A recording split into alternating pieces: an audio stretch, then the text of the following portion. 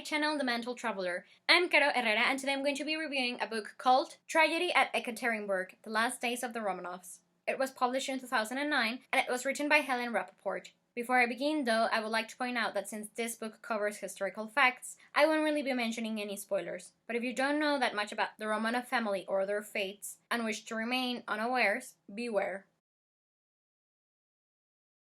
I've always loved history and monarchies, and Tsar Nicholas II and his family are some of my favorite historical figures ever. Why? Well, I love them for several reasons. Their connection to Queen Victoria, their personalities, their lives, fascinating and interesting stories, the fact that they were the last rulers of Imperial Russia, a way of life that seems hauntingly frail and wraith-like and utterly beautiful to me, and because of their horrible ends. Anyways, over the years, ever since I was a teenager, I've tried to devour as many books and movies and TV series and documentaries about them as possible. And that's how I came to learn about the last days of the Romanovs. I had already read 2 books by its author, Helen Rappaport. And when I found out that she had written specifically about such a devastating tragedy, I knew I had to get my hands on it, even though it was going to be a very painful experience. So yeah, I bought the book and I read it in just 2 days.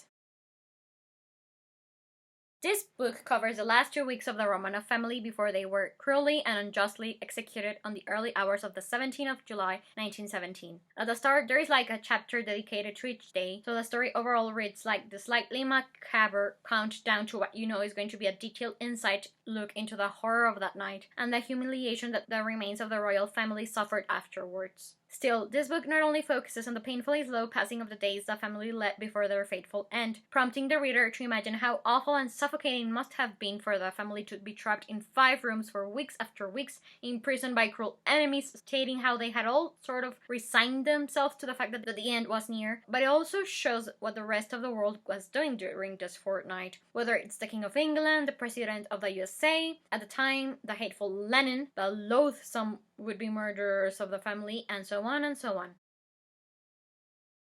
I give this book a 5 out of 5 stars review for several reasons. The first one is because it's really well researched, and as a journalist, I was in awe of this. Also, I like the way the author wrote it, which was in a different style to all the other books I've read about her, and this one read almost like a novel rather than a textbook or a really good, smooth biography. At first, though, I had hoped that it would only deal with what the Romanovs were doing during their final days, but in the end, I think it's a good thing that the book covers way more than that, because it not only allows people who are not that familiarized with their story and the historical context of the world back then to understand way more than their tragedy, but also because towards the end, the Romanovs as prisoners were really leading monotonous lives. So maybe there wouldn't have been that much historically accurate insight, and it might have become a sort of historical fiction novel if the author tried to think of ways to make it interesting if every single day was the same over and over again. The final part, though, dealing with their assassinations and the aftermath of what happened to their remains, was really painful to read. I was crying non-stop despite the fact that I already knew what had happened from other sources. But this grief that awakens in the reader is really worth it, because it not only serves as a testament to who the Romanovs were and to the fact that it's like a testament that their story will never be forgotten,